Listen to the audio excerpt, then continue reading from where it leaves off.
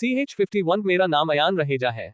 प्रतीक के धमकी के बाद वह लड़की डर गई थी। एक तो प्रतीक की खतरनाक बात और उसके अलावा उसका अभी का खतरनाक अपीयरेंस लड़की को कांपने पर मजबूर कर रहा था। वह लड़की अपना माइक डरते हुए प्रतीक को देती है। प्रतीक माइक लेते हुए कहता है, मैं अपना नाम तो बता नहीं सकता हूँ, लेकिन आजकल लोगों ने मेरा नाम रख दिया है सूटकेस किलर। एक अजीब नाम जो खुद मुझे भी पसंद नहीं है, लेकिन क्या करें, आज से मेरा नाम यही है। प्रतीक आगे कहता है, मैं बस इतना बताने आया हूँ कि अब मैं इंसाफ करूंगा। उन लोगों को मैं इंसाफ दिलाऊंगा जिन्हें आज तक इंसाफ नहीं मिला। आज के बाद लोग जुर्म करने के कांपेंगे। मैं हूँ सूटकेस किलर। आज के बाद जो कोई भी जुर्म करेगा उसका हश्र भी उसी तरह होगा जैसा अब तक बाकी के लोगों के साथ होता आया है। प्रतीक एमएलए विश्वास सुराना को दिखाते हुए कहता है, चाहे वह क्रिमिनल कितना भी बड़ा क्यों न हो, लेकिन वह भी खत्म होकर रहेगा। जुर्म करने से पहले एक बात याद रखना, सूटकेस किलर तुम्हें देख रहा है। ये कहते हुए प्रतीक माइक उस लड़की को से देता है और उन्हें पीछे जाने का ऑर्डर देता है।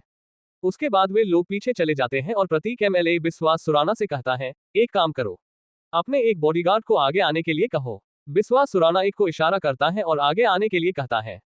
प्रतीक उसके बाद अधिराज माथुर की तरफ देखते हुए कहता है, आपको कोई दिक्कत तो नहीं एसपी साहब? प्रतीक की बात सुनकर एसपी साहब, अधिराज माथुर कहता है, ये तुम बहुत ही ज्यादा गलत कर रहे हो। तुम्हें इसकी कीमत चुकानी पड़ेगी, जो शायद तुम्हारी मौत होगी। तुम्हारे खिलाफ शूट एट साइट का ऑर्डर निकाल दिया जाएगा। प्रतीक हंसते हुए कहता है, शायद आपको पता नहीं है कि जिसका चेहरा पता ही नहीं है या फिर उसका पता ही नहीं है, तो शूट एट साइट का ऑर्डर निकालकर क्या उसके भूत को मारोगे? जैसे ही प्रतीक विश्वास सुराना को लेकर आगे बढ़ने लगता है तो वह अपने सामने एक बच्चे को खड़ा पाता है जो आइसक्रीम खा रहा था। वह बच्चा प्रतीक के आंखों में ऐसे देख रहा था जैसे उसके लिए प्रतीक कोई खिलौना हो। प्रतीक उसे देखकर कहता है, कौन हो तुम बच्चे? तभी दूर से एक औरत की आवाज आती है, मेरे बेटे को कुछ भी नहीं करना, वह अभी बच्चा है। प्रतीक उस औरत को देखते हुए कहता है, मैं अंधा नहीं हूं, मुझे दिखाई दे रहा है मैडम। अब अगर आप अपना मुंह बंद रखेंगी तो मेरे और आपके दोनों के लिए सही होगा, वरना आपने तो देखा ही है कि मैं क्या कर सकता हूं। प्रतीक उस बच्चे को और उस औरत को कुछ भी नहीं करना चाहता था। वह जानता था कि उसके सामने खड़ा छोटा सा बच्चा जो सिर्फ और सिर्फ 7 से 8 साल का था, और उसकी मां जो अपने बच्चे को एक खतरनाक खूनी के सामने खड़े हुए देखकर चिंता कर रही थी। प्रतीक उस बच्चे से पूछता है, मुझे देखकर तुम्हें डर नहीं लग रहा है क्या? वह बच्चा कहता है, डर? आप कितने फनी दिख रहे हैं अंकल, आपको देखकर तो हंसी आ रही है। तभी वहां पर अधिराज माथुर, आयुष्मान राणा और अंशुमन सिंह आ जाते हैं और अधिराज माथुर कहता है, प्लीज उसको कुछ मत करना, वह एक बच्चा है। प्रतीक अधिराज माथुर की तरफ देखते हुए कहता है, अपना मुंह बंद करो। अगर अगली बार अपना मुंह खोला तो याद रखना, मैं तुम्हारी वह हालत करूंगा कि उसके बाद तुम उठ तक नहीं पाओगे। मुझे इस बच्चे से बात करने दो। अधिराज माथुर के अलावा कोई और ऑप्शन नहीं था, इस वजह से वह राजी हो गया था। प्रतीक कहता है, कमाल की बात है, यहाँ सारे लोग डरे हुए हैं और तुम मुझे फनी कह रहे हो। मैं तुम्हें कोई जोकर नजर आ रहा हूँ क्या? वह बच्चा कहता है, जैसी जिसकी सोच। ये सुनकर प्रतीक मन ही मन कहता है, ये बच्चा इतना अजीब क्यों है? इसके सोचने का तरीका बाकी के लोगों से कहीं ज्यादा अलग है, बिल्कुल मेरी तरह। ऐसा लगता है जैसे आगे चलकर यह भी मेरी तरह एक बहुत ही बड़ा खूनी बनेगा। ऐसी फीलिंग क्यों आ रही है मुझे? प्रतीक उस बच्चे से कहता है, चलो बच्चे, अब तुम मुझे अपना नाम बताओ, क्या नाम है तुम्हारा? वह बच्चा कहता है, मेरा नाम अयान रहेजा है, आपका नाम क्या है? प्रतीक मन ही मन कहता है, अयान रहेजा। रहेगा कुछ करके वे पुलिस वाले बात कर रहे थे, लगता है कि यह बच्चा उसी खानदान का है। प्रतीक मन ही मन कहता है, अयान रहेजा। रहेगा कुछ करके वे पुलिस वाले बात कर रहे थे, लगता है कि यह बच्चा उसी खानदान का है। प्रतीक उस बच्चे से कहता है, मेरा नाम है सूटकेस किलर। अयान रहेजा नाम का वह लड़का अजीब सा शक्ल बनाते हुए कहता है, बहुत ही ज्यादा अजीब नाम है। प्रतीक वक्त बर्बाद नहीं करते हुए अपने आगे चल रहे गार्ड से कहता है, जाओ और जाकर इस बच्चे को उस औरत के पास छोड़ाओ। वह गार्ड ऐसा ही करता है और उसके बाद वह औरत उस बच्चे को गले लगा लेती है। प्रतीक ये देखकर कहता है, ये बच्चा कोई खूनी नहीं बनेगा, इसके पास परिवार है। प्रतीक उसके बाद गेट तक विश्वास सुराना को लेकर आता है और पीछे मुड़कर कहता है, यहाँ मौजूद सारे लोगों के लिए भी मेरा वही मैसेज है जो बाकियों के लिए था। अगर तुम लोगों ने कोई जुर्म किया तो याद रखना, मैं मौत हूँ। तुम कोई और कितना भी शक्तिशाली क्यों ना हो, लेकिन तुम्हें पता तो होगा ही, जब मौत आती है तब वह अपने साथ ले ही जाती है, चाहे तुम कोई भी क्यों ना हो। ये कहकर प्रतीक आगे चला जाता है और सारे लोग उसे देखते रहते हैं। प्रतीक पीछे देखता है तो सारे के सारे पुलिस वाले भी और विश्वास सुराना के बाकी के बॉडीगार्ड्स भी अपना गन तान कर आगे बढ़ते जा रहे थे। वे सारे लोग बस एक मौका ढूंढ रहे थे जिसमें वे लोग विश्वास सुराना को छुड़ाने का एक आखिरी कोशिश कर सके। प्रतीक तभी पीछे मुड़ते हुए कहता है, मैंने एक चीज तो की ही नहीं, उसके बिना मैं कैसे यहां से जा सकता हूं? CH52 MLA साहब अगवा कर लिए गए हैं। प्रतीक बाहर निकलने के बाद अचानक से पीछे मुड़ता है और कहता है, एक चीज तो मैं करना ही भूल गया। प्रतीक अपने साथ चल रहे गार्ड को देखने के बाद कहता है, तुम जाओ और यहाँ के एक कार को छोड़कर सारे गाड़ियों के चारों टायर को गोलियों से भून दो। वह गार्ड विश्वास सुराना को देखने लगता है। प्रतीक विश्वास सुराना से कहता है, वह मेरी बात नहीं मान रहा है। विश्वास सुराना अपने गार्ड से कहता है, मेरा मुंह क्या देख रहे हो? वहां जैसा कह रहा है वैसा ही करो। वह गार्ड ऐसा ही करता है और एक एक करके सारे गाड़ियों के हवा को निकाल देता है। इधर आयुष्मान राणा, जो अब थोड़ा सा पीछे था, वह किसी से कहता है, क्या स्टेटस है? सामने वाला कहता है, सूटकेस किलर बिल्कुल निशाने के ऊपर है, आप बस ऑर्डर दीजिए, उसके खोपड़ी को खोल दूंगा। आयुष्मान राणा कहता है, जैसे ही वह पीछे मुड़ेगा तो उसके कंधे में गोली मार देना ताकि उसका वह हाथ पीछे हट जाए जिससे उसने एमएलए सर को पकड़ कर रखा हुआ है। इधर प्रतीक के कानों में राधिका की आवाज गूंजती है, तुम्हारे 90 क्लॉक पर एक स्नाइपर है जो तुम्हें निशाने पर लिए हुए है, अगर तुम पीछे मुड़े तो वह तुम्हें शूट कर देगा। प्रतीक हंसते हुए कहता है, क्या बात है, ये लोग तो मेरे सोच से ज्यादा अच्छे निकले। प्रतीक विश्वास सुराना को ऐसे पकड़ता है कि उसके बाद स्नाइपर के निशाने पर विश्वास सुराना आ जाता है। ये देखकर वह स्नाइपर आयुष्मान राणा से कहता है, मैं अब शूट नहीं कर पाऊंगा, अब निशाने पर खुद एमएलए है। मुझे ऐसा लगता है कि उसे पता चल गया है कि वह स्नाइपर के निशाने पर है। आयुष्मान राणा कहता है, ऐसा कैसे हो सकता है, क्या वह अकेला नहीं है, उसके साथ कोई और भी है क्या यहाँ? आयुष्मान राणा इधर उधर देखने लगता है। उसकी नजर हर वक्त सिर्फ और सिर्फ प्रतीक के ही ऊपर थी और प्रतीक ने एक बात भी स्नाइपर की तरफ नहीं देखा था, लेकिन फिर भी उसे पता चल गया था। इसका साफ साफ मतलब था कि प्रतीक को पता चलने का मतलब था कि जरूर प्रतीक का कोई साथी भी था जो यहाँ मौजूद था। प्रतीक गार्ड से कहता है, अब तुम गाड़ी को स्टार्ट करो। प्रतीक के कहने के बाद वह गार्ड ऐसा ही करता है और प्रतीक विश्वास सुराना के साथ पीछे वाले सीट के ऊपर बैठ जाता है और गार्ड से कहता है, अपना गन बाहर फेंक दो। गार्ड ऐसा ही करता है और उसके बाद प्रतीक कहता है, अब गाड़ी चलाओ फुल स्पीड में, मैं तुम्हें जो जो रास्ता बताऊंगा तुम उसे ही फॉलो करोगे, जैसा जैसा मैं तुम्हें बोलता जाऊंगा तुम वैसा वैसा ही करते जाना। वह गार्ड जब कोई जवाब नहीं देता है तो प्रतीक कहता है, मुंह जाम हो गया है क्या, आवाज दोगे या फिर नहीं? वह गार्ड हाँ में जवाब देता है और गाड़ी को चलाने लगता है।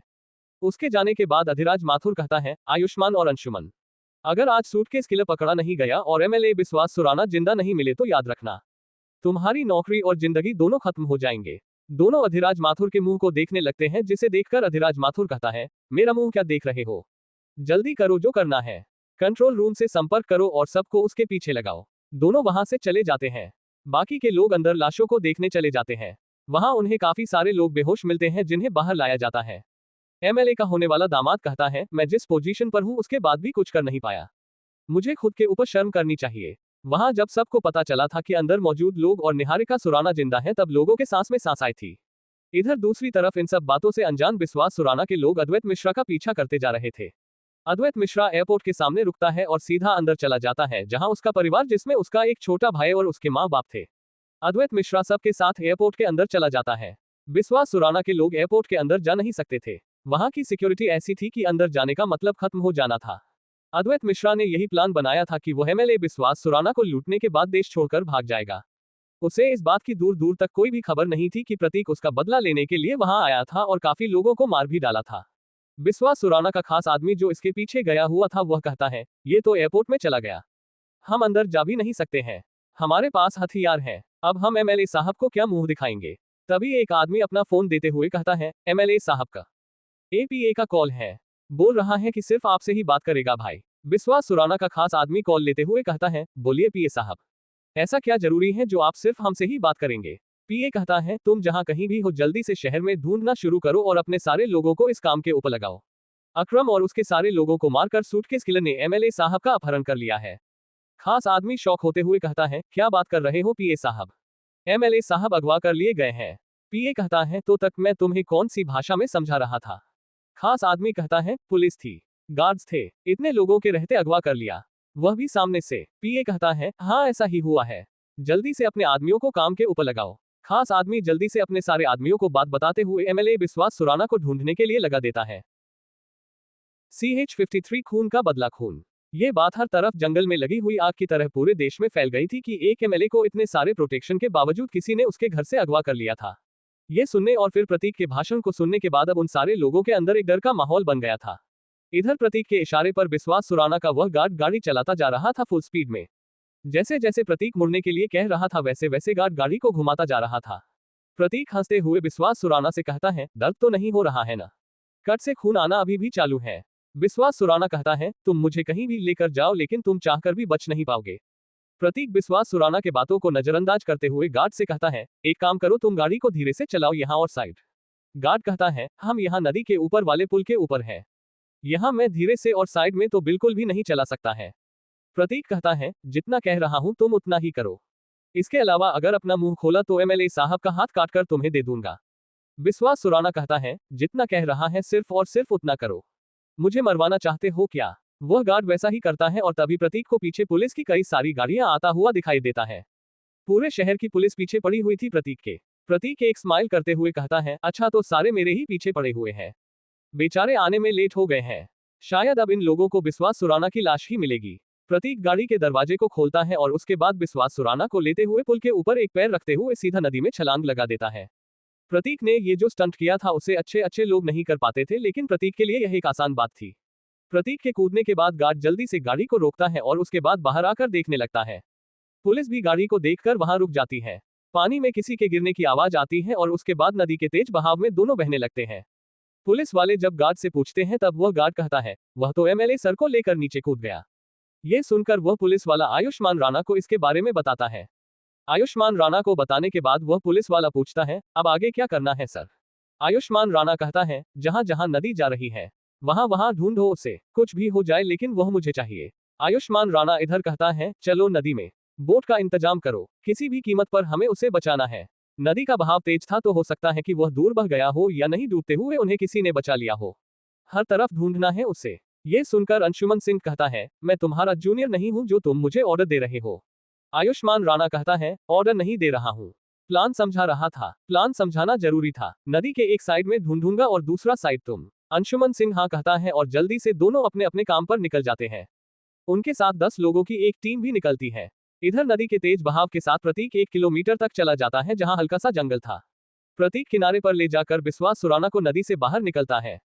वह जंगल एक सुनसान इलाके में था जहां बहुत ही कम लोग आते थे और कभी कभार आते ही नहीं थे। प्रतीक ने उस इलाके को पहले ही छान रखा था। वहां एक लकड़ी का बना हुआ पुराना सा एक कमरे का घर था जिसे किसी ने बनाकर छोड़ दिया था।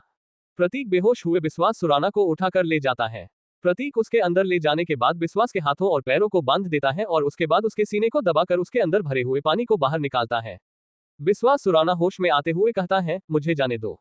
तुम मुझे ये कहां लेकर आए हो? प्रतीक कहता है, आप चिंता मत कीजिए एमएलए विश्वास सुराना, आपकी मौत यादगार होगी। विश्वास सुराना कहता है, कौन है तू? क्या चाहता है मुझसे? मेरे परिवार के पीछे क्यों पड़ा हुआ है?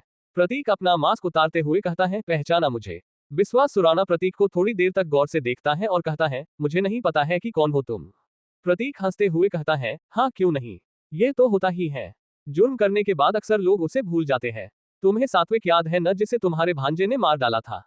तुमने उसे बचा लिया। जिन्होंने भी मेरे दोस्त की ऐसी हालत की उन्हें मैंने या तो मार दिया या फिर उनकी ऐसी हालत कर दी जिसके बाद जिंदगी उनके लिए बदतर हो गई। अब तुम बचे हुए हो जिसके बाद मेरे दोस्त के आत्मा को शांति मिलेगी। विश्वास सुराना कहता है, मैं तुम्हें 1000 करोड़ दूंगा, मुझे छोड़ दो। प्रतीक कहता है, 1000 करोड़ मेरे दोस्त को जिंदा नहीं कर सकते हैं। खून का बदला खून, यही सही इंसाफ है। इससे बेहतर इंसाफ और कुछ भी नहीं हो सकता है। मैं हूं प्रतीक एंथनी, द सूटकेस किलर, जो बनेगा इंसाफ का मसीहा। अब सिर्फ मेरे दोस्त का ही नहीं बल्कि हर एक का इंसाफ होगा। ये पूरा शहर किसी के गिरे हुए एक के सिक्के को भी उठाने से पहले 1000 बार सोचेगा। ये कहते हुए प्रतीक विश्वास सुराना के कमर के ऊपर के सारे कपड़े खोल देता है। ये देखकर विश्वास सुराना कहता है, क्या कर रहे हो तुम? ये सब CH-54, तुम्हें इंसाफ मिल गया मेरे भाई। प्रतीक को अपने आप को कमर के ऊपर के कपड़ों को उतारते हुए देखकर कहता है, ये सब क्या कर रहे हो तुम? प्रतीक उसे ठंडी निगाहों से देखते हुए कहता है, क्या बात है एमएलए साहब, आप डर क्यों रहे हैं? अभी तक तो मैंने कुछ किया भी नहीं है। आपको मैं पहले ही बता देता हूं कि मैं आपके साथ क्या करने वाला हूं। विश्वास सुराना बिल्कुल शांत हो गया था। विश्वास सुराना के शांत होने के बाद प्रतीक कहता है, मैं आपके दिल के सामने एक छेद करूंगा। विश्वास सुराना प्रतीक को गालियां देता रहता है और प्रतीक बस एक परफेक्ट जगह को ढूंढ रहा था। प्रतीक एक जगह पर जो दिल के हल्के से बगल में था वहां पर हाथ रखते हुए कहता है, मुबारक हो एमएलए साहब, वह जगह मिल गया है। विश्वास सुराना रोते हुए कहता है, प्लीज जाने दो मुझे, प्लीज, मैं मरना नहीं चाहता। प्रतीक कहता है, क्या बात है, आप तो रो रहे हैं। आपने अब तक जितने लोगों को मारा है वे भी ऐसा ही कहते रहे होंगे। आपने कभी वैसे लोगों के ऊपर रहम दिखाया था क्या? विश्वास सुराना ये सुनकर शांत हो जाता है। प्रतीक खंजर को निकालता है और उसके बाद उस जगह के ऊपर रखते हुए कहता है, अब आप तैयार हो जाइए। ध्रुव खंजर से उस जगह को आराम से काटने लगता है। विश्वास सुराना काफी ज्यादा दर्द में चिल्लाने लगता है। विश्वास सुराना को चिल्लाते हुए देखकर प्रतीक उसके मुंह में उसका ही कपड़ा घुसा देता है ताकि आवाज थोड़ा सा कम हो जाते। प्रतीक कहता है, क्या कर रहे हैं आप एमएलए विश्वास सुराना? आराम से रहिए और मुझे अपना काम करने दीजिए। शांत क्यों नहीं रहते हैं? विश्वास सुराना कहना तो चाहता था लेकिन मुंह में कपड़ा ठुसे जाने की वजह से वह कुछ बोल नहीं पा रहे थे। विश्वास सुराना मन ही मन कहता है, अब क्या होगा मेरा? मुझे तो ऐसा लग रहा है जैसे अब मैं मर जाऊंगा। प्रतीक काट कर वहां के मांस के टुकड़ों को हटा देता है। खून का फव्वारा बहता जा रहा था। अब प्रतीक को विश्वास सुराना का पसली नजर आने लगता है।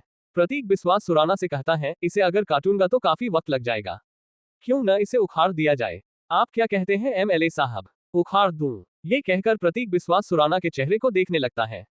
विश्वास सुराना अपने मुंह को नमे हिलाते हुए प्रतीक को देखता जा रहा था। प्रतीक थोड़ी देर तक उसे देखने के बाद हंसते हुए कहता है, आप तैयार हो जाएगा। मुझे दूर दूर तक इसकी उम्मीद नहीं थी। विश्वास सुराना तो मन ही मन सोच रहा था कि वह क्यों प्रतीक से उलझा।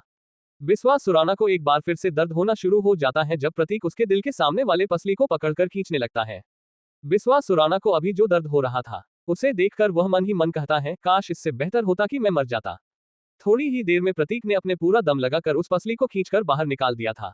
विश्वास सुराना अब अपने आप को जिंदा समझ ही नहीं रहा था। प्रतीक विश्वास सुराना से कहता है, क्या हुआ एमएलए विश्वास सुराना? तुम तो बेहोश होने लगे हो। अब पीछे से भी पसलियों को निकाल देता हूँ। प्रतीक पीछे भी एक कट लगाने के बाद उसे भी निकाल देता है। विश्वास सुराना अब इतना ज्यादा दर्द में खो गया था कि अब उसके आंखों से आंसू आना भी बंद हो गया था।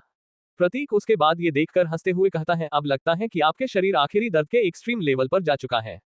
अब आपको मारना सही होगा। और दर्द देना चाहता था लेकिन लगता है कि 1 घंटा के आसपास बीत गया है। अब आपको मारकर मुझे यहाँ से निकल जाना चाहिए। प्रतीक विश्वास सुराना के दोनों हाथों को डिसेबल करता है और उसके बाद उन्हें खोल देता है। विश्वास सुराना ये देखकर शौक था कि उसके हाथ अब उसे महसूस ही नहीं हो रहा था। ध्रुव विश्वास सुराना के दाहिने हाथ को पकड़ता है और उसके बाद उसे आगे बनाए हुए छेद में घुसाने लगा थे। थोड़ी ही देर में विश्वास सुराना का हाथ उसके दिल के पास पहुंच गया था। इस वजह से विश्वास सुराना दर्द के मारे रो भी रहा था और प्रतीक को देख रहा था। प्रतीक कहता है, मैं सूटकेस किलर प्रतीक एंथनी आपको सजाए मौत देता हूँ। उन सारे कुकर्मों के लिए हो आपने अब तक किया है। ये कहते हुए प्रतीक ने सीधे विश्वास सुराना के हाथों के ऊपर एक जोरदार लात मारा था जिसकी वजह से विश्वास सुराना का हाथ उसके दिल को छेदते हुए दूसरी तरफ निकल गया था। विश्वास सुराना के मुंह और नाक से भी खून आने लगा था। उसके बाद विश्वास सुराना थोड़ी ही देर तक जिंदा रहता है और उसके बाद वह अपना दम तोड़ देता है। उसके बाद प्रतीक चिल्लाते हुए कहता है, क्या बात है, मैंने तुम्हें इंसाफ दिला दिया मेरे भाई। सात्विक, अब तुम्हारे आत्मा को शांति मिलेगी।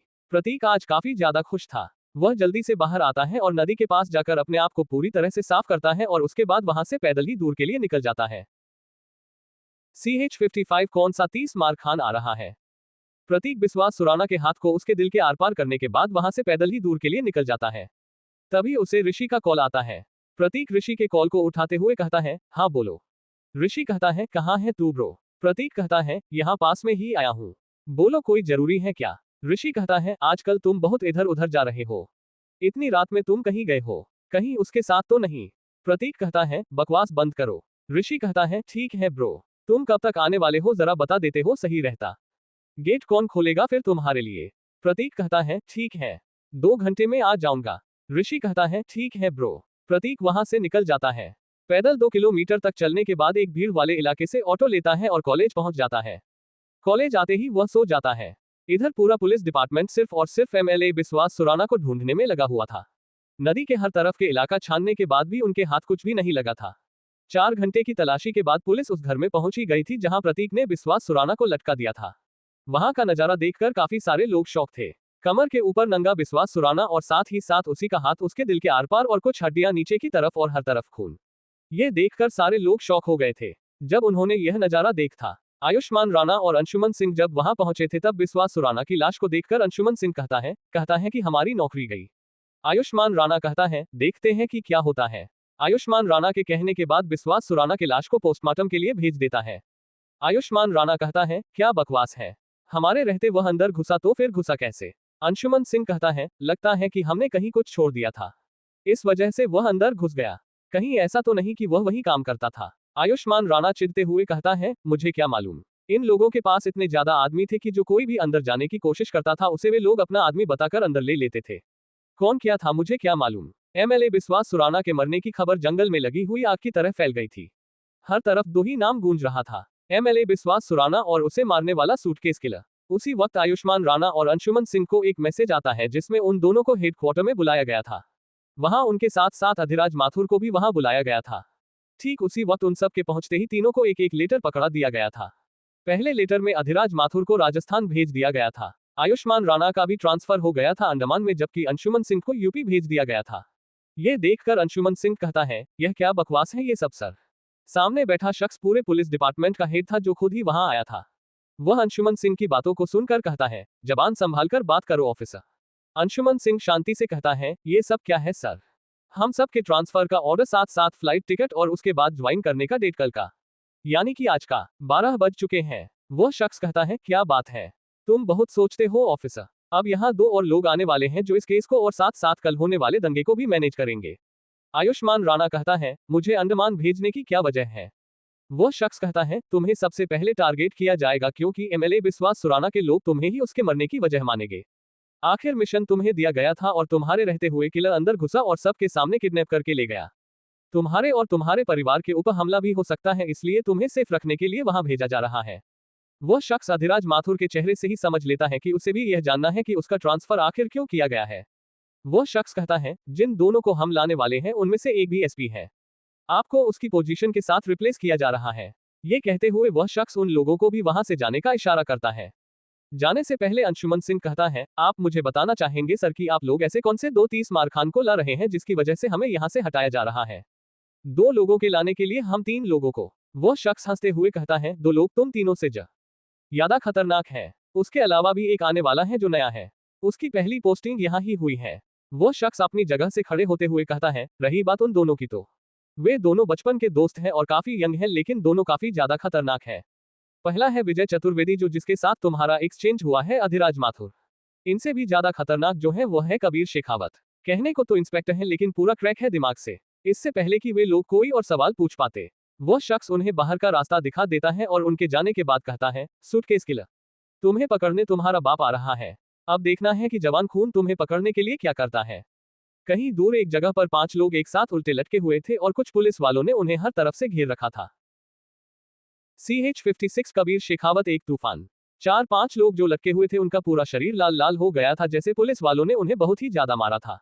उन लटके हुए में से एक कहता है, हम नहीं बताएंगे कि हमारे बॉस कहाँ रहते हैं। तभी एक पुलिस वाला जो सिगरेट के धुएं को छोड़ते हुए कहता है, अच्छा ऐसा है क्या? मुझे लगा कि तुम लोग राउंड 1 के बाद अपना मुंह खोल दोगे, लेकिन तुम्हें देखकर लगता है कि तुम लोग ऐसे नहीं मानोगे। लटकता हुआ आदमी कहता है, कबीर शेखावत नाम है न तुम्हारा? उम्र कम लग रहा है मुझे तुम्हारा। हमें यहाँ से जाने दो, तुम्हें पैसों से नहला देंगे। कबीर शेखावत नाम का वह पुलिस ऑफिसर उसके सर को पकड़ते हुए कहता है, अरे अरे बाबू, मुझे खरीदना इतना आसान नहीं है। मुझे खरीदना तुम सारे लोगों के औकात के बाहर है। मैं वो पुलिस वाला हूँ जो बिकता जरूर है लेकिन यहाँ के लोगों के प्यार में।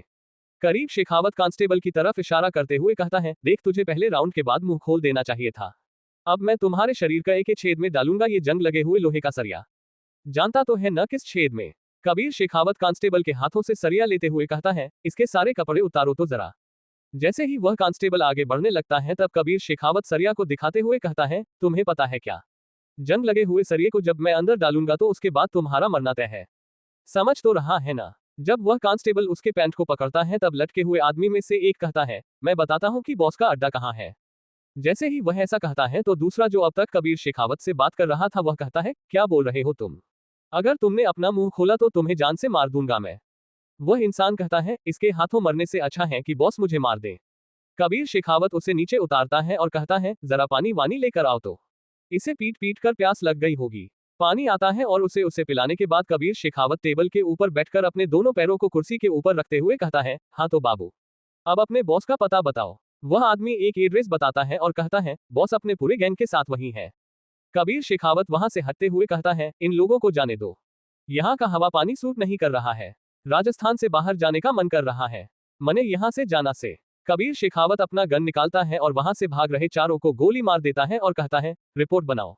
भाग रहे मुजरिमों को हमने वार्निंग दी लेकिन वे रुके नहीं, इसलिए हमें गोली मारनी पड़ी। एक कांस्टेबल कहता है, हमें तो नुकसान भी नहीं हुआ है। कबीर शेखावत उसके आंखों में देखते हुए कहता है, क्या बात है, तुझे गोली खानी है क्या? वह कांस्टेबल डरते हुए कहता है, मेरे कहने का मतलब था कि अगर कोई कार्रवाई होती है तो दिक्कत हो जाएगी सर। कबीर शेखावत एक और सिगरेट को अपने मुंह में रखते हुए कहता है, क्या बात है, तुम आगे चलकर नाम करोगे? कबीर शेखावत कहता है, बात ऐसी है कि ऐसा जरूरी नहीं है कि किसी पुलिस वाले को गोली लगे तभी एनकाउंटर हो। कबीर शेखावत वहां से जाते हुए कहता है, अब यहाँ के सारे लोगों को तुम ठिकाने लगाओ। कांस्टेबल कंफ्यूज होते हुए कहता है, ठिकाने? कबीर शेखावत कहता है, मेरा मतलब है कि इसे मुठभेड़ का नाम दे दो। गैंग से हमारा मुठभेड़ हुआ है तो हमने इन्हें मार दिया। अब से यह कहानी होगी। सारे लोग समझ गए ना? ये सुनते ही सारे लोग हाँ कहते हैं और कबीर शेखावत उस कांस्टेबल को वहां छोड़कर मरने वाले के बताए गए जगह के लिए निकल जाता है। वहां जाने के बाद काफी देर तक चले एनकाउंटर के बाद आखिरकार कबीर शेखावत के हाथ उस गैंग का बॉस लग ही गया था। कबीर शेखावत उसे पकड़ते हुए कहता है, हाँ तो तुम्हारे हाथ लग गया है।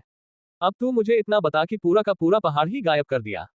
तुम्हारे जैसे बालू माफियाओं की वजह से मेरा ब्रेकअप हो गया है। इकलौती लड़की ने मुझे देखकर स्माइल की और फिर तेरे वजह से मैं उससे दोबारा नहीं मिल पाया और उसे कोई और लेकर उड़ गया। गैंग का बॉस कहता है, उसने तो सिर्फ स्माइल किया तो फिर ब्रेकअप कब हुआ? कबीर शेखावत कहता है, मैं उससे मिलता और फिर उसके बाद बातें आगे बढ़ती, फिर लड़ाई होती और फिर ब्रेकअप होता। बॉस अजीब सी नजरों से कबीर शेखावत को देखते हुए कहता है, क्या बात है, तुम्हारा दिमाग ठिकाने पर नहीं है? अभी तक कुछ हुआ ही नहीं और तुम इतना आगे पहुंच गए। कबीर शेखावत सीधा उसके सर में गोली मारते हुए कहता है, मुझे ऐसा कहने की हिम्मत कैसे हुई? ये कहते हुए कबीर शेखावत वहां से बाहर आता है और तब तक मीडिया भी आ गई थी। मीडिया के सामने काफी उल्टा सीधा बोलने के बाद कबीर शेखावत बाहर आ जाता है और मन ही मन कहता है, अंदर से आ रहा है कुछ, यहां से जाने का मन कर रहा है मुझे। तभी उसे किसी का कॉल आता है और वह उठाते हुए कहता है, क्या हुआ? दिमाग खराब मत करो मेरा। सामने वाला कहता है, विजय बोल रहा हूँ। कबीर शेखावत चिल्लाते हुए कहता है, तो नाचू क्या? विजय कहता है, तुम्हारा सीनियर हूं मैं, थोड़ा तमीज दिखाओ मुझे। कबीर शेखावत कहता है, तुम जब बचपन में मेरे कच्चे को पहना करते थे तब तो नहीं कहा ना कि सीनियर हो। विजय चतुर्वेदी कहता है, तुमने एक बार फिर से फॉल्स एनकाउंटर किया है कबीर।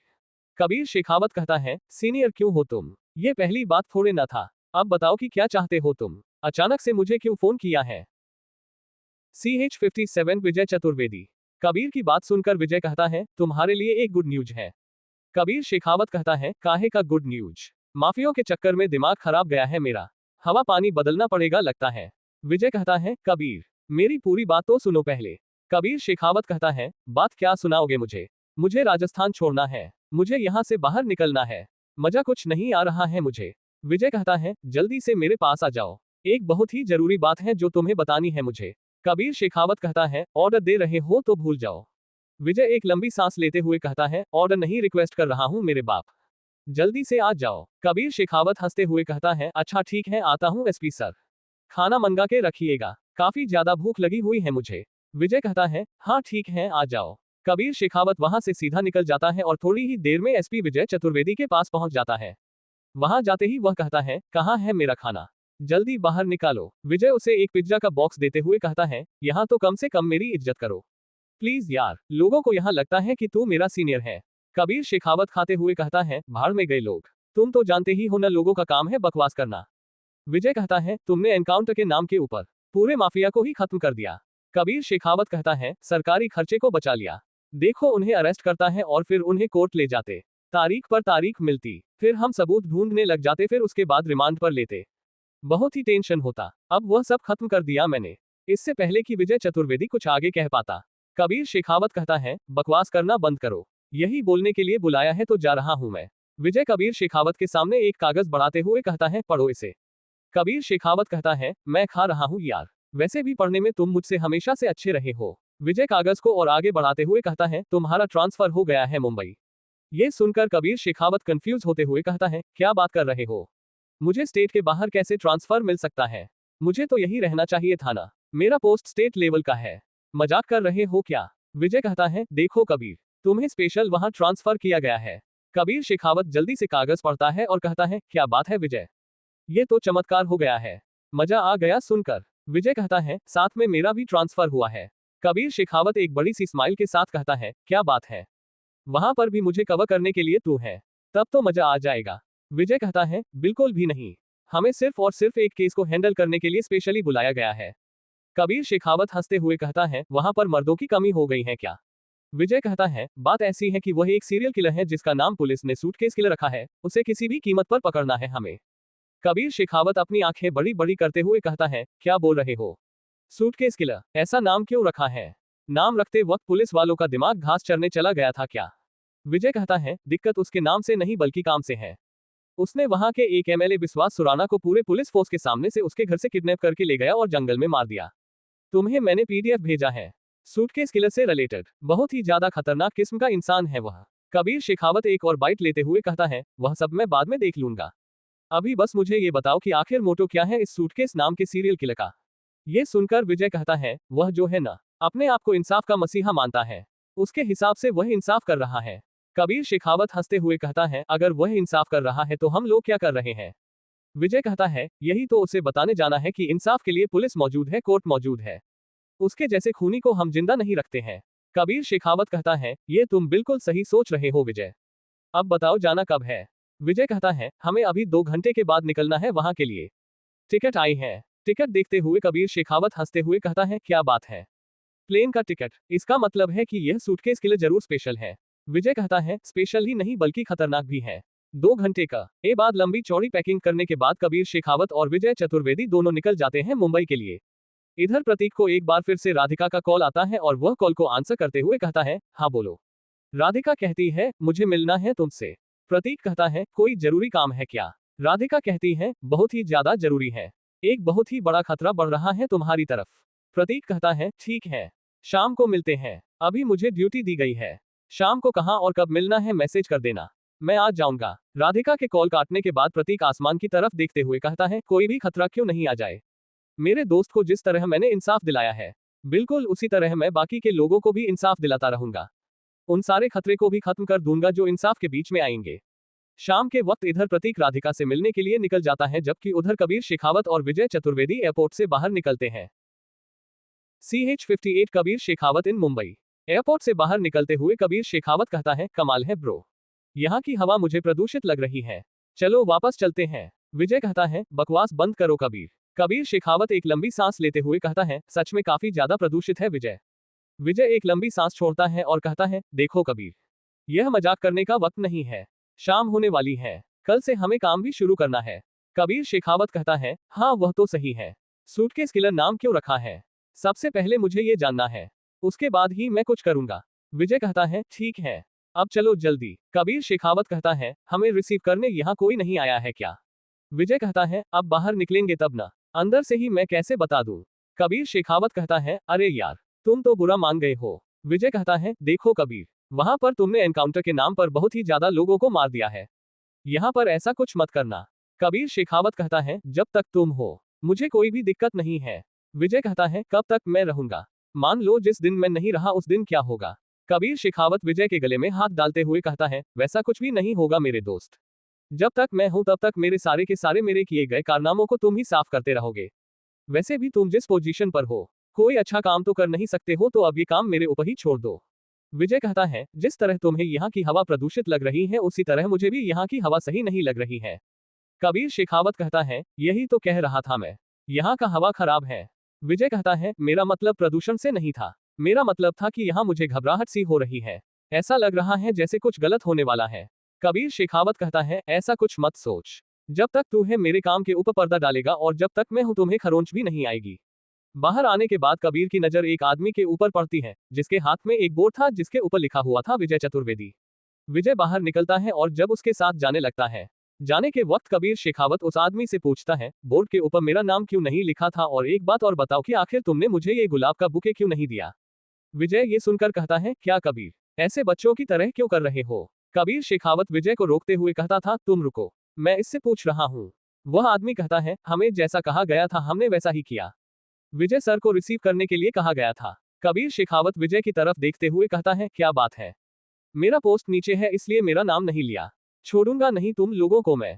विजय कहता है, शांत हो जाओ कबीर। कबीर शेखावत एक लंबी सांस लेते हुए कहता है, गजब। कबीर शेखावत और विजय चतुर्वेदी जब अपना चार्ज लेने के लिए हेडक्वार्टर में जाते हैं तब वहां उन दोनों को एक कमरे में बैठाया जाता है, जहां थोड़ी देर के बाद एक अधेड़ उम्र का पुलिस ऑफिसर आता है, जिसे देखकर दोनों खड़े होकर सैल्यूट करते हैं।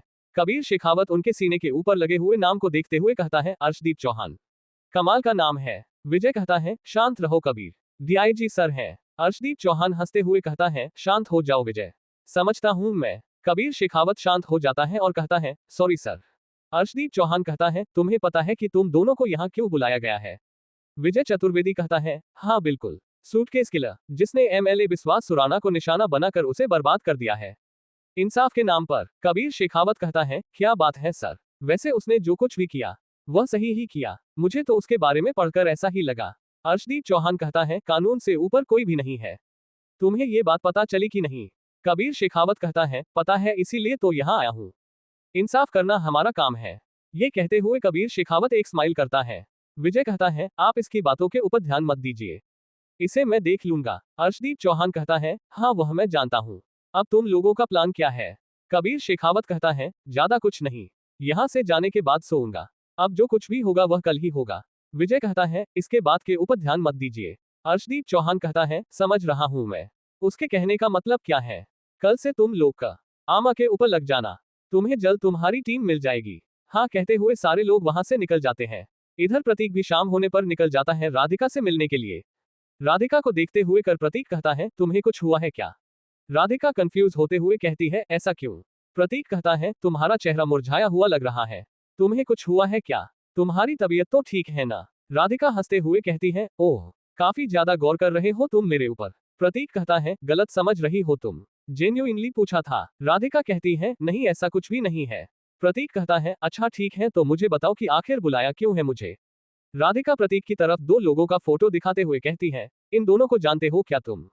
प्रतीक उन दोनों तस्वीरों को गौर से देखते हुए कहता है, बिल्कुल भी नहीं, इन्हें मैं बिल्कुल भी नहीं जानता हूँ। कौन है ये लोग? CH59 इस दरिंदगी का भी इंसाफ होगा।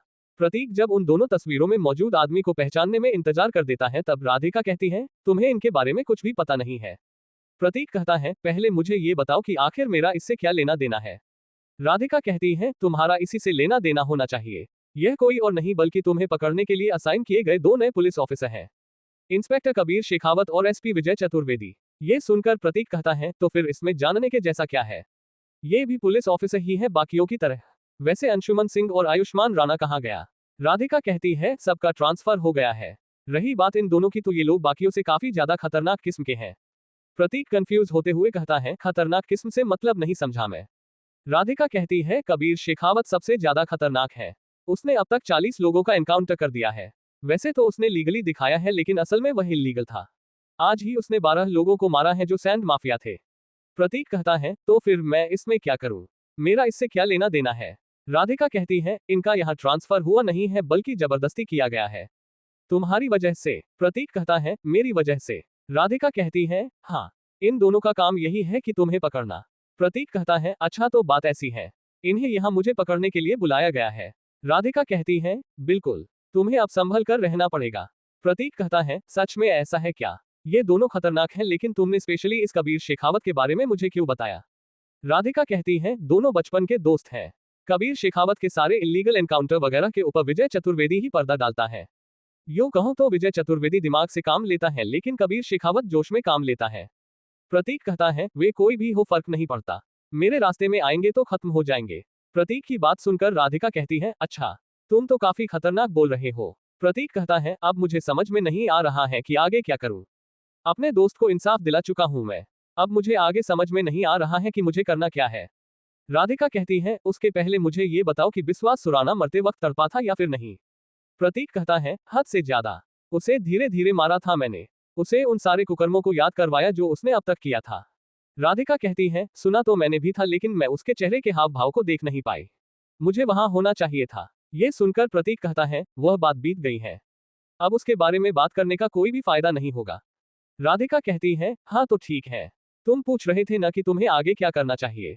प्रतीक कहता है, बिल्कुल। राधिका प्रतीक को अपने फोन के ऊपर एक न्यूज दिखाते हुए कहती है, क्यों न तुम इस केस को सॉल्व करके इस जुर्म को करने वाले को सजा दो। प्रतीक उस न्यूज को देखता है जिसमें IT सेक्टर में काम करने वाली एक लड़की जो जब रात को जब अपने घर लौट रही थी तब कुछ लोगों ने उसका किडनैप करके और उसका रेप करने के बाद उस लड़की का गला दबाकर उसे मार भी दिया था। उस लड़की के साथ ऐसी दरिंदगी हुई थी जैसा प्रतीक में सोचा भी नहीं था। जब प्रतीक ने राधिका के फोन का फोटो देखा तब उसे लड़की के लाश का हालत देखकर प्रतीक ने फोन को उल्टा करके रख देता है। राधिका कहती है, नहीं देख पाए ना, तुम्हें बताऊं मैं कैसे मारा गया था उसे? प्रतीक शांत रहता है लेकिन राधिका कहती है, इस लड़की के पैरों को तोड़ दिया गया और फिर उसके दोनों हाथों को तोड़ा गया। फिर उसके साथ पता नहीं कितने लोगों ने उसका रेप किया और फिर उसके मुंह में अपना हाथ डालकर उसके दोनों गाल को चीर दिया गया कान तक। उसके बाद उसके गले को दबाया गया और फिर तोड़ दिया। इस वजह से थोड़ी देर तक तड़पने के बाद वह मर गई। उसके शरीर के हर जगह पर खरोंचने के निशान थे, ऐसा कोई भू जगह नहीं था जहां खरोंचने के निशान न हो। प्रतीक कहता है, इतना ब्रीफ में बताना बंद करो, मुझे बताओ कि कोई पकड़ा गया है या फिर नहीं? राधिका कहती है, बिल्कुल भी नहीं, एक की तस्वीर मिली है लेकिन अब तक वह पकड़ा नहीं गया है। प्रतीक कहता है, क्या बात है, तुम कमाल की हो, चिंता मत करो, इस दरिंदगी का भी इंसाफ होगा। प्रतीक के जाने के बाद राधिका हल्की सी स्माइल देते हुए कहती है, मेरे ख्याल से यह हमारा आखिरी केस होगा। इसके बाद हम नहीं मिलेंगे। राधिका की स्माइल ऐसी थी जैसे वह प्रतीक से आखिरी बार मिल रही हो। प्रतीक वापस पहुंच जाता है हॉस्टल और उस मरी हुई लड़की के बारे में सोचने लगता है। प्रतीक रात के वक्त हॉस्टल के छत से ऊपर बैठकर उस स्टार जिसे उसने सात्विक नाम दिया था, उसे देखते हुए कहता है, सात्विक मेरे भाई, अब वक्त आ गया है जब मैं तुम्हारी तरह और लोगों को इंसाफ दिलाऊं। प्रतीक फिर कहता है, कबीर शेखावत और विजय चतुर्वेदी नाम के 2 और लोग आए हैं जो हमारे इस इंसाफ के रास्ते में टांग अड़ा सकते हैं। तुम कुछ भी मत सोचो। जैसे ही वे लोग मुझे खतरा लगेंगे उसी वक्त मैं उन्हें खत्म कर दूंगा। प्रतीक को थोड़ी देर के बाद किसी की आवाज सुनाई देती है। प्रतीक पीछे मुड़ता है तो उसे संकेत खड़ा मिलता है। प्रतीक उसे देखते हुए कहता है, तुम्हारा मुंह क्यों लटका हुआ होता? तुम कौन से गम में डूब गए हो? संकेत रोते हुए कहता है, नैना ने मुझे किसी कचरे की तरह अपनी जिंदगी से बाहर फेंक दिया। CH60 छोटी बच्ची। संकेत जब बताता है कि नैना ने उसे अपनी जिंदगी से कचरे की तरह बाहर फेंक दिया तब प्रतीक पूछता है, क्यों फेंका? तुमने कुछ किया था क्या? संकेत कहता है, सबको ऐसा क्यों लगता है कि हम लड़के ही ऐसी कोई हरकत करते हैं जिस वजह से लड़कियां छोड़कर चली जाती हैं? प्रतीक कहता है, तुम्हें देखकर ऐसा लग रहा है जैसे तुमने ही कुछ किया है। तुम्हारे चेहरे के ऊपर लिखा हुआ है। सच बताओ। संकेत कहता है, मैंने आज उसकी एक नई दोस्त की तारीफ कर दी तो वह मुझे ठरकी बोलकर चली गई। ये भी बोला है कि आगे से मुझसे मिलने की कोशिश मत करना। नंबर ब्लॉक किया तो किया और साथ ही साथ सोशल मीडिया के हर एक प्लेटफॉर्म से ब्लॉक कर दिया। ये सुनकर प्रतीक हंसते हुए कहता है, उसमें तो गलती तुम्हारी ही हुई। जिसे डेट कर रहे हो उसके सामने ही दूसरी लड़की की तारीफ कर दी। सही हुआ है तुम्हारे साथ। संकेत कहता है, प्लीज मेरा कोई जुगाड़ लगवा दे। प्लीज प्रतीक मेरे भाई। संकेत को किसी बच्चे की तरह रोता हुआ देख एक कहता है, ऋषि से बात करो। संकेत कहता है, ऋषि मिल ही नहीं रहा है, पता नहीं कहाँ गया है। प्लीज भाई ऋषि से ही बात करवा दे कम से कम। प्रतीक उसकी बात मानकर ऋषि को कॉल लगाता है लेकिन कोई फोन नहीं उठाता है और दूसरी तरफ से एक मैसेज आता है, अभी बिजी हूँ, 3 घंटे के बाद आऊंगा। जब प्रतीक ये संकेत को दिखाता है तब संकेत कहता है, 3 घंटा थोड़ा ज्यादा नहीं हो गया क्या? प्रतीक कहता है, बहुत ही कम है। यहाँ बैठकर ठंडी हवा खाओ और बस वक्त कब बीत जाएगा तुम्हें भी पता नहीं चलेगा। संकेत कहता है, तुम ही हवा खाओ, मैं जा रहा हूँ कोई और रास्ता ढूंढने। प्रतीक कहता है, हाँ जाओ, क्या पता काम बन जाए। संकेत वहां से चला जाता है और प्रतीक एक बार फिर से आसमान को देखने लगता है। अगले दिन संडे को प्रतीक जल्दी उठता है और वहां से निकल जाता है। राधिका ने प्रतीक को एक एड्रेस बताया था। वहां जाने के बाद प्रतीक को पता चला था कि वह एक स्लम एरिया था। वहां कर घर इतने ज्यादा थे कि किसी एक आदमी को ढूंढना कचरे के ढेर में सुई ढूंढने जैसा था। प्रतीक मन ही मन कहता है, क्या बकवास है, यहाँ तो लाखों लोग रहते हैं, उसे कैसे ढूंढूंगा मैं। इधर कबीर शेखावत और विजय चतुर्वेदी दोनों पहुंच चुके थे। कबीर वहां आते हुए कहता है, क्या चल रहा है ये सब? आज संडे है, इतनी सुबह उठाकर ले आए हो मुझे। विजय चतुर्वेदी कहता है, कबीर आलसी मत बनो, हमारा काम अभी शुरू होगा। अब सूटकेस किले के केस के ऊपर काम करने का वक्त आ गया है। कबीर शेखावत कहता है, मुझे तो ऐसा नहीं लगता है कि वक्त सही है, आज संडे था यार। विजय चतुर्वेदी कहता है, ठीक है, भूल जाओ कि आज संडे है, अब काम के ऊपर लग जाओ। कबीर शेखावत जब अंदर जाता है तब उसे 20 से 22 साल की एक लड़की दिखाई देती है जो काफी खूबसूरत थी। कबीर शेखावत उसे देखते हुए कहता है, छोटी बच्ची, पुलिस में तुम्हें किसने भर्ती किया? विजय चतुर्वेदी कहता है, वो तुम्हारे ही रैंक की है कबीर। कबीर शेखावत कहता है, फिर भी यार विजय, देखो इसे अभी पुलिस में भर्ती नहीं होना चाहिए था, ये तो अभी बच्ची की तरह दिखाई देती है। विजय कबीर शेखावत को चुप करता है और उस लड़की से कहता है, तुम? वह लड़की कहती है, मेरा नाम है लारा डिसूजा, मैं यहाँ आज ही ज्वाइन हुई हूँ सर। मैं कबीर शेखावत से कहना चाहती हूँ कि ये मुझे कम ना आंके। विजय कहता है, इसकी तरफ से मैं खुद माफी मांगता हूँ, इसकी बातों के ऊपर ध्यान मत दो। लारा कहती है, यस सर। कबीर शेखावत कहता है, मैं तुम्हें बाद में देखूंगा लारा डिसूजा, बचकर रहना मुझसे। विजय चतुर्वेदी कबीर शेखावत को खींचकर वहां से ले जाता है और कहता है, काम के ऊपर ध्यान दो बेवकूफ। कबीर शेखावत को लेकर जब विजय चतुर्वेदी अंदर जाता है तो वहां पर अर्शदीप चौहान मिलता है। उसे देखकर दोनों उसे सैल्यूट करते हैं, जिसके बाद अर्शदीप चौहान कहता है, बैठ जाओ तुम दोनों। बैठने के बाद कबीर शेखावत कहता है, एक बात बताइए सर, आप रिटायर कब होने वाले हैं? ये सुनकर अर्शदीप चौहान कहता है, ये पूछने की वजह? कबीर शेखावत कहता है, बात ऐसी है कि मुझे आपका चेहरा पसंद नहीं आ रहा है, आपसे कब छुटकारा मिलेगा ये सोच रहा था। अर्शदीप चौहान सीरियस होने के बजाय जोर जोर से हंसने लगता है और कहता है, कमाल का था, तुम मुझे पसंद आए कबीर शेखावत। कबीर शेखावत सीरियस नजरों से देखता हुआ विजय चतुर्वेदी से कहता है, मैं सीरियस होकर बोल रहा था। विजय चतुर्वेदी जबरदस्ती का स्माइल देते हुए कहता है, अब अगर अपना मुंह खोला तो तुम्हें उल्टा लटका कर पीटूंगा का बीर। कबीर चुप हो जाता है और कहता है, हाँ हाँ क्यों नहीं, तुम ही बात करो अब। विजय चतुर्वेदी कहता है, आप यहाँ क्यों आए हैं सर? अर्शदीप चौहान थोड़ी सी तेज आवाज में कहता है, तुम लोग अंदर आ सकते हो। जैसे ही अर्शदीप चौहान ये कहता है, 3 लोग अंदर आ जाते हैं। उन 3 लोगों में से एक वह लड़की भी थी जिससे अभी अभी कबीर शेखावत लड़कर अंदर आया था। अर्शदीप एक 30 से 35 साल के आदमी की तरफ इशारा करते हुए कहता है, ये है गौतम। इसके पास इतने खबरी हैं जितने पुलिस वाले मुंबई में नहीं है। गौतम कहता है, आपके टीम में रहकर खुशी होगी सर। उसके बाद अर्शदीप चौहान एक और की तरफ इशारा करते हुए कहता है, जो 25 साल के आसपास का था, ये है आकाश। टेक्नोलॉजी में एक्सपर्ट है और आखिरी में यह है लारा डिसूजा। आज ही ज्वाइन हुई है और यह है तुम्हारी टीम। आज के लिए बस इतना ही दोस्तों। द सूटकेस किलर की इस रोमांचक कहानी के लिए और जानना चाहते हैं तो अगले पार्ट का इंतजार कीजिए। पसंद आए हो तो लाइक, सब्सक्राइब, शेयर करें। कोई गलती लगे तो कमेंट में बताएं, इससे हमें बेहतर कंटेंट बनाने की प्रेरणा मिलती है। धन्यवाद।